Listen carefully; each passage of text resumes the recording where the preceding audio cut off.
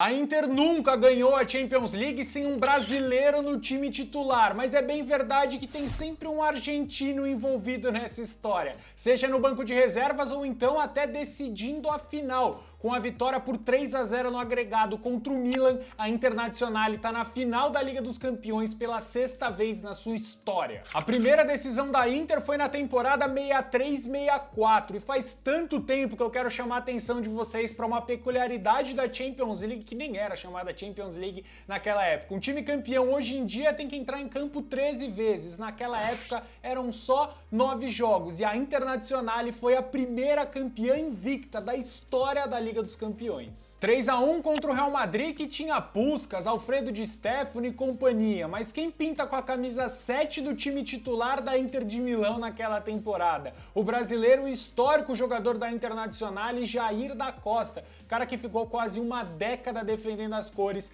da Inter de Milão. E no banco de reservas, um argentino polêmico, Helénio Herrera. Atual campeã, a Inter entrou direto nas oitavas de final na temporada 64-65. O primeiro jogo foi tranquilo, contra o Dinamo de Bucareste, venceu por 7-0 no agregado. Quartas de final contra o Rangers, aí o sarrafo subiu um pouquinho, mas sem problema. Ganhou de 3-1 na ida, perdeu de 1-0 na volta, foi embora a invencibilidade, mas passou para a semifinal. Pela frente, o histórico Liverpool de Bill Shankly, que ganhou por 3-1 em Anfield, mas aí no San Siro a história é diferente. Uma virada por 3-0 e a segunda final consecutiva para a Inter. Curioso é que a final daquele ano aconteceu no San Siro, a Internazionale contra o Benfica, de José Augusto Torres e Eusébio, que foram artilheiros daquela edição da Liga dos Campeões, com 9 gols cada. E foi aí que entrou Jair da Costa, ponta habilidoso, que estava no elenco da seleção brasileira campeã em 62. E eu me arrisco a dizer que a gente só não ouviu tanto sobre ele porque tinha um tal de Garrincha comendo a bola e ocupando a posição. O gol na final foi dele, marcado aos 43 minutos do primeiro tempo e contando com um piruzaço do goleiro do Benfica. A Inter foi para a final outras duas vezes, a primeira em 66-67, quando perdeu para o Celtic, que se tornou o primeiro time britânico a vencer a Liga dos Campeões, e anos depois enfrentou o Ajax de Johan Cruyff em 71-72,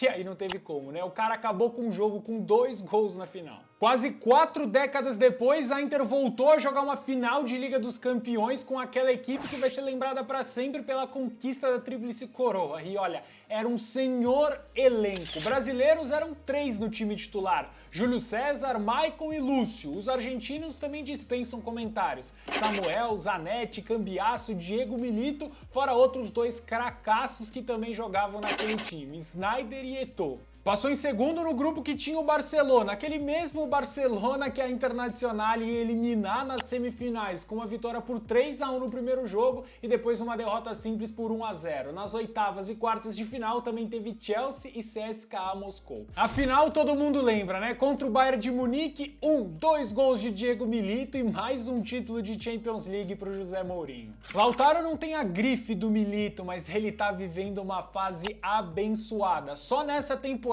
o campeão da Copa do Mundo, tem que ser dito também, participou de 36 gols em 62 jogos. Também não preciso te falar que o Onaná não tem a mesma grife do Júlio César, que é um dos maiores goleiros da história da Inter de Milão, mas ele tá vivendo uma grande fase também. É o goleiro com mais clean sheets, mais jogos sem sofrer gols, já são 8, e é quem também tem o maior índice de defesas entre todos os goleiros da Liga dos Campeões. Definitivamente a Inter não é favorita para ser campeã da Champions League, mas vai que, né? Eu acredito que em um jogo só tudo é possível. Se você também confia nisso, deixa seu like, se inscreve no canal e ativa o sininho das notificações.